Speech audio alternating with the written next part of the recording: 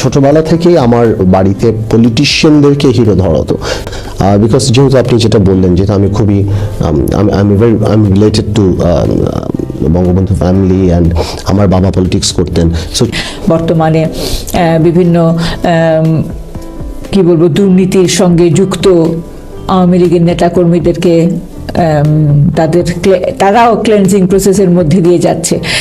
আপনি যখন সাংসদ ছিলেন, আপনার একটি বক্তব্য দেখছিলাম যেটাকে বলা হয়, আপনি খুব জ্বালাময় একটি বক্তৃতা দিচ্ছিলেন সংসদে আওয়ামী লীগের তৎকালীন একজন সাংসদকে নিয়ে, এবং সেখানে আপনি বলছিলেন যে দুর্নীতিবাদ যে দলেরই হোক না কেন তাদের বিচার হওয়াটা প্রয়োজন। তো আজকে যখন দেখছেন যে সরকারি দলের নেতাকর্মীদের বিচার হচ্ছে, এবং সেক্ষেত্রে বিভিন্ন উচ্চপদস্থ পুলিশ কর্মকর্তা, উচ্চপদস্থ সরকারি কর্মকর্তা, উচ্চপদস্থ সচিব, বিভিন্ন জনকে এই ক্লিনজিং প্রসেসের আওতায় আনার কথা বলা হচ্ছে, আপনি নিশ্চয়ই খুব আশান্বিত? না, আসলে জিনিসটা আমার আশান্বিত হওয়া না হওয়া, আপনি এটাকে কিভাবে দেখছেন তাহলে? দুর্নীতিবাজদের বিরুদ্ধে জিরো টলারেন্স, এটা প্রত্যেকটা সরকারেরই হওয়া উচিত, পরিবর্তিত হয়নি। আওয়ামী লীগ এখন যেটা করছে, যে কোনো দুর্নীতির বিরুদ্ধে অভিযানকে আমি স্বাগত জানাই, কিন্তু সাধারণ মানুষ যেভাবে দেখে, আমি বিং এ পলিটিশিয়ান, তা আমি তো সেভাবে দেখি না। আমার কথাটা ভালো, আরো অনেক কিছু আছে। দেখুন, আপনার সামনের ডাকাতি আপনি দেখতে পান না, তারের ডাকাতি কিন্তু দেখা যায় না, যেটা ওয়্যার ট্রান্সফার হয় সেটা দেখা যায় না। আর সামনের ডাকাতিতে দেখতে মানুষের ভালোও লাগে, মানে সেন্স যে ডাকাত ধরা পড়লে এটা দেখতেও মানুষের ভালো লাগে যে ডাকাত ধরা পড়ছে। আপনার যখন পার্লামেন্টে এই ধরনের কন্ট্রোভার্সিয়াল মানুষরা থাকবে, যারা বাংলাদেশের পাবলো এসকোবার ইয়াবা বিক্রির ক্ষেত্রে, হয়তো সাধারণ মানুষ খুব খুশি হবে। আমি সাধুবাদ জানাই, of course any criminal is a criminal, কিন্তু আরো হলে ভালো হতো, আরো যদি কনস্ট্রাকটিভ ভালো হতো। আমি মনে করি যে এই দুইটা রাজনৈতিক দলেরই এই ব্যাপারে জিরো টলারেন্স দিয়ে দেওয়া উচিত। আর আওয়ামী লীগের তো একটা বড় ইমেজ ক্রাইসিস আছে, করা দরকার উপরে নিচে সব জায়গাতে, আদারওয়াইজ তো মানুষের বিশ্বাস আসবে না। তো আপনি একজন, যেটা আমি আবারও জানতে চাই, যে যেটা আপনি আপনার বক্তব্যের এক পর্যায়ে বলেছেন যে নতুন প্রজন্মের ছেলেপেলেরা তারা তাদের নতুন ভিশন, নতুন অ্যাসপিরেশন নিয়ে যদি রাজনীতিতে না আসে, তাহলে রাজনীতির গুণগত মান পরিবর্তন করাটা চ্যালেঞ্জিং হবে। তো সেক্ষেত্রে আপনি যেটা বললেন, বিএনপির সময়ও বা 20 দলীয় জোটের সময়ও কিন্তু আমরা এই ধরনের দুর্নীতির খবর দেখেছি, বিচার দেখিনি। সেই একই সংস্কৃতির আবারও পুনরাবৃত্তি দেখছি। আপনি আপনার সেই জ্বালাময়ী সাংসদ হিসাবে যে বক্তব্য আপনি বারবার দরবেশের কথা বলেছেন, আমরা জানি তিনি এখন কোন অবস্থানে আছেন, সেটাও আমাদের ভাবায়, সেটাও আমাদের আশঙ্কিত করে। তো সেই রাজনৈতিক পরিবর্তনের গুণগত মান যদি আমরা পরিবর্তন করতে চাই, তাহলে এই অবস্থান থেকে সরে আসার ছাড়া তো আর কোনো উপায় নেই, যেটা আপনিও বলছেন। সেক্ষেত্রে সরে আসার পথটা কি আপনার রাজনৈতিক দলের এ ব্যাপারে চিন্তা ভাবনা? আমরা চেষ্টা করছি। আমি অনেক বছর 20 দলে ছিলাম। দেখেন, এই ধরনের কাজ করার জন্য you need to be politically equipped. আমি একটা ছেলে এমপি হয়ে আসছি, হঠাৎ করে তো I can't bring a change or I can advocate. I have learned politics. আমি এমপি যখন হয়েছি তখন আমি কিছুই বুঝতাম না। আমি BNP chairperson was very nice enough যে আমাকে পাশে বসিয়ে আমাকে সব বড় বড় সিদ্ধান্তে আমি ছিলাম। আমি জানতাম, আমি সময়ের সাথে সাথে আমি অনেক কিছু অবজার্ভ করেছি, শিখেছি বা চেষ্টা করেছি। এখনো I am in a learning process. But আমি যেটা এখন মনে করি যে এখন আমি দল গোছানোর চেষ্টা করছি। আমি অ্যাকচুয়ালি লন্ডনে আসছি, অনেকের সাথে কথা বলছি, যে হঠাৎ করে এই জেনারেশনকে আপনি পলিটিক্সে ঢোকাতে পারবেন না। So you have to introduce a passive politics. Passive politics মানে কি, যেই ছেলেটা লন্ডনে থাকে বা বিদেশে থাকে বা বাংলাদেশে থাকে, পলিটিক্স নিয়ে একেবারেই চিন্তা করে না, তাকে আপনার একটু হলে পলিটিক্সের মধ্যে আনতে হবে। এখন প্রত্যেকে তার আপনার সাথে দল করবে না, আপনার সাথে আসবে না। মেবি ওরকম একটা প্ল্যাটফর্ম করা যেখানে উনি ওনার বুদ্ধিমত্তা দিয়ে আমাদের সাহায্য করতে পারে, উনি ওনার নলেজ দিয়ে আমাদের সাহায্য করতে পারে, হয়তো অ্যাক্টিভলি করতে পারে, বা অন্তত এতটুকু বলতে পারে যে we need a change. Because this two political parties যেভাবে চলছে এবং যারা পলিটিক্সে আসছে, আফটার 20 ইয়ার্স যে গ্লোবাল কমিউনিটিতে বাংলাদেশ যাচ্ছে, সেখানে কম্পিট করার অবস্থান নেই। তো সুতরাং ভালো মানুষের, ভালো 30 বছরে যেহেতু ভালোরা ঢুকেনি, আপনি রাতারাতি পরিবর্তন আনতে পারবেন না। So you have to give it time, যেটা হয়তো 10-15 বছর পর আপনি রেজাল্ট পাবেন। সো আমরা অ্যাডভোকেসি করছি, আমরা সবাইকে বলছি যে আপনারা আসেন, আমরা একসাথে রাজনীতি করি, কাজ করি। রাজনীতি মানেই এমপি মন্ত্রী না। এমপি মন্ত্রী হওয়া ইম্পর্টেন্ট একটা পর্যায়ে, কিন্তু রাজনীতি মানেই যে এমপি হতে হবে, মন্ত্রী হতে হবে। আরেকটা বড় ব্যাপার হলো যে আনফর্চুনেটলি দুটা রাজনৈতিক দলের সম্পর্ক 21 আগস্ট গ্রেনেড মামলা ইসের পর, তারপর সব কিছুই যদি আপনি ধরেন, দুটা পলিটিক্যাল পার্টির রাজনৈতিক সম্পর্ক এমন পরিস্থিতি চলে গেছে, it's rather enmity. We are here to serve the country, আমরা এনিমিটি করতে আসিনি কারোর সাথে। সো এই কারণেই দিস ইজ দ্য থিং যে অনেক জেনারেশনের বড় একটা গ্রুপ তারা পলিটিক্স আসতে। আমরা এইসব দেশে যখন দেখি যে সমস্ত তরুণ প্রজন্ম রাজনীতিতে আসছে, তারা তাদের শিক্ষার অংশ হিসেবেই তারা রাজনৈতিক চর্চা করছেন, রাজনৈতিক আদর্শ নিয়ে পড়ালেখা করছেন, বা থিঙ্ক ট্যাঙ্কের অংশ হিসেবে তারা কাজ করতে করতে তারা তৃণমূল পর্যায়ে তারা বিভিন্ন দলের হয়ে কাজ করতে করতে তাদেরকে তৈরি করা হয় রাজনীতিতে মূলধারার বা একেবারে মেইন স্ট্রিম রাজনীতিতে যাওয়ার জন্য, এবং প্রথম সারির রাজনীতিবিদ হিসেবে তারা ধীরে ধীরে আত্মপ্রকাশ করে। তো আপনি যেহেতু এদেশে পড়ালেখা করেছেন, আপনার এক্সপোজার আছে বিদেশের বিভিন্ন রাজনৈতিক চর্চার সঙ্গে, আপনি কি আপনার দল গোছাবার ক্ষেত্রে এ ধরনের কোনো পদক্ষেপ? না, একেবারেই না। বিদেশি না, একেবারেই না। সেক্ষেত্রে আপনি বিদেশি এই দেশি বা অন্য কোথাকার কোনো কিছু নিয়ে বাংলাদেশকে সারপ্রাইজ করা যায় না।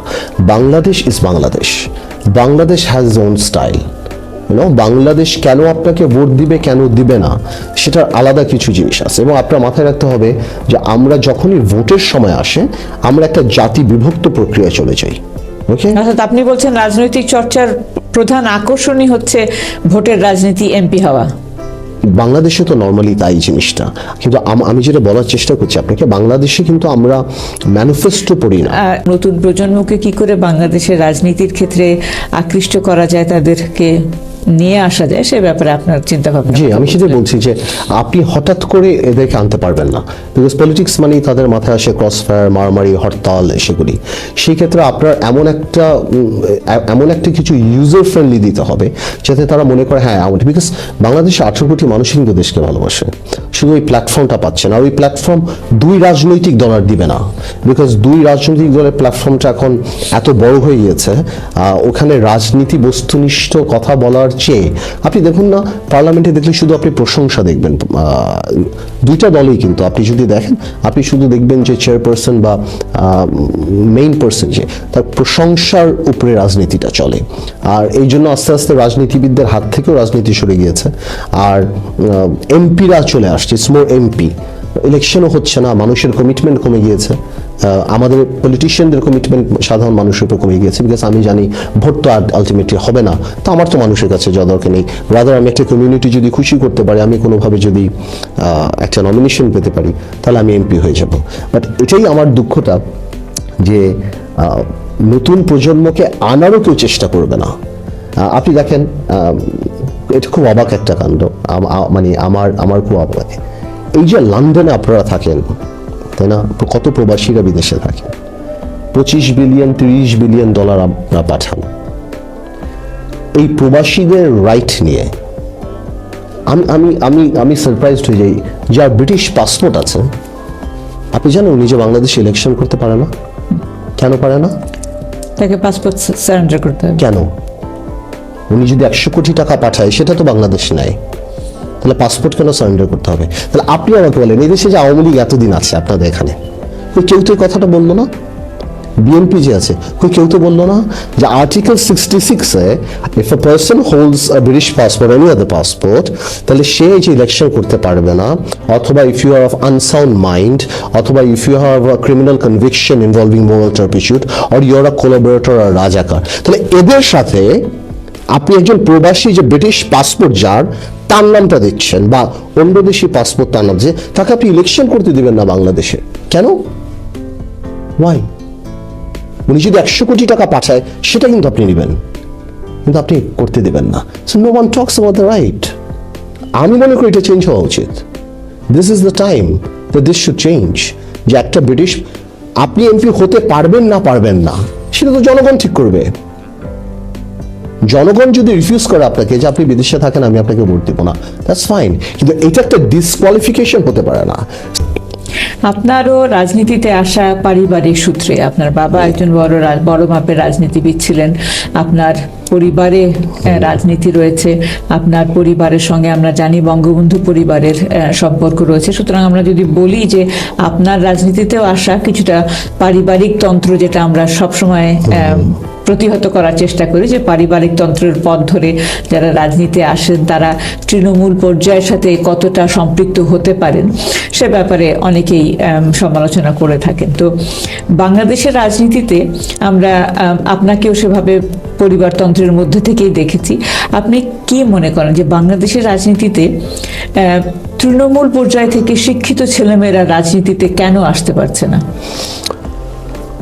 আসলে আপনি যেটা বলেন না, পরিবারতন্ত্র দিয়ে কেউ রাজনীতি করতে পারে না। পরিবারতন্ত্র দিয়ে এমপি হওয়া যায়, রাজনীতি করার এমপি হওয়া। তাহলে পরিবারতন্ত্রের পথ ধরে কি আপনিও এমপি হয়েছিলেন? পরিবারতন্ত্র সে সময় আমাকে, সেখানে আপনার গুণগত রাজনৈতিক চর্চায় কোনো ভূমিকা রাখেনি? আমি মনে করব আপনার ভোটাররা কি আপনার পরিবারকে দেখে ভোট দিয়েছে, আপনার গুণগত? না, আমাকে তো চেনার কোনো সুযোগই পাইনি, বিকজ আমি যখন পলিটিক্সে আসছি তখন 8 মাস 9 মাস মাত্র মানুষ আমাকে চিনে। বেসিক্যালি পরিবার ব্যাপারটা, প্লাস আমি বিএনপির সাথে ছিলাম, বিএনপির একটা ভোট ছিল। এবং আমি কেন এখনো যারা নিউ জেনারেশনে আসছে ওনারা, আমি এই জন্য ওনাদেরকে আমি ডিফারেন্সিয়েট করি এখানে। আমি এমপি হওয়াকে আমি রাজনীতি মনে করি না, বিকজ এখনো পার্লামেন্টে অনেকে আছে 2বার 3বার এমপি, কিন্তু আমরা ওনাদেরকে রাজনীতিবিদ হিসেবে দেখি না। আর রাজনীতিবিদ হলো আপনি যখন জনগণ নিয়ে কথা বলবেন, আপনি জনগণের কে নিয়ে কনসার্ন হবেন, আপনি যখন অধিকার নিয়ে কথা বলবেন, আমি মনে করি সেটা হলো মানুষের সম্পৃক্ততা, যে আপনি মানুষের কথা বললেই পিপল উইল ওন ইউ। আমি মনে করি এটা সম্পূর্ণ দুটো জিনিস। আর অফকোর্স রাজনীতি পরিবার হওয়ার কারণে আমরা ছোটবেলা থেকে অনেক কিছু দেখেছি, অনেক কিছু শিখেছি, দ্যাট হেল্পস। আর আপনি যেটা শিক্ষিত ছেলেদের কথা বললেন বা ভালো, এটা হলো বাংলাদেশের সবচেয়ে বড় প্রবলেম, যে গত 30 বছরে আমরা যাদেরকে রাজনীতিতে আনার চেষ্টা করেছি ওরা রাজনীতিতে আসেনি। যখন আসেনি তখন এমন কিছু শ্রেণীর মানুষরা চলে আসছেন যেটার রেজাল্ট এখন আমরা পাচ্ছি। সো আমি মনে করি এইটার জন্য বাংলাদেশে ভালো মানুষের রাজনীতিতে আসতে হবে, এখানে আর কোনো সেকেন্ড কথা নাই। আর রাজনীতি মানেই কিন্তু হরতাল মিছিল আন্দোলন সেটা না। রাজনীতি মানে হলো দেশের প্রতি সচেতনতা, দেশের জন্য কাজ করার ইচ্ছাটা, এই জিনিসটা ফিরিয়ে আনতে হবে। সবারই যে হরতাল মিছিল করতে হবে এটাই আনফরচুনেট। যেভাবে আমি আপনাকে বললাম যে দুটা রাজনৈতিক দলের অবস্থান এখন এমন পর্যায়ে চলে গিয়েছে যে সাধারণ মানুষই রাজনীতির কথা চিন্তা করলে মনে করে গুম, ক্রসফায়ার, মামলা, হামলা। এই জন্য এই অপশন কেউ নেয় না। প্লাস গত 30 বছরই পুঁজিবাদের সমাজের যেমন উত্থান হয়েছে, হিরোস চেঞ্জ হয়ে গেছে দেশে। 40 বছর আগে 50 বছর আগে যারা হিরো ছিল, পলিটিশিয়ানরা হিরো ছিল, বঙ্গবন্ধু থেকে আরম্ভ করে যারা বড় জাতীয় নেতারা, এখন আর এই হয়তো মুখে হিরো বলে, বাট বাস্তবে কিন্তু এই হিরো তাদেরকে নেয় না বা তাদেরকে ফলো করে না। এই ক্ষেত্রে পুঁজিবাদী সমাজ, ক্যাপিটালিস্ট সোসাইটি বেড়ে গেছে, ব্লিং ব্লিং লাইফস্টাইল, এগুলি এখন অনেক এফেক্ট করে ইয়াং জেনারেশনকে। ইভেন পলিটিশিয়ানদের সন্তানও ওরা পলিটিক্স করতে চায় না, যার কারণে সমাজের এমন শ্রেণী পলিটিক্সে ঢুকে যাচ্ছে, তারা এমপি হচ্ছে, মন্ত্রী হচ্ছে, যার কারণে আপনি এই যে ক্যাসিনো ব্যবসা দেখেন, এই ব্যবসা দেখেন, এই জিনিসগুলো একটা ট্রু পলিটিশিয়ান কোনো দিনও এই কাজটা করবে না। But these are the people যারা পলিটিক্সে ঢুকে করাপশন থেকে আরম্ভ করে সেগুলি তারা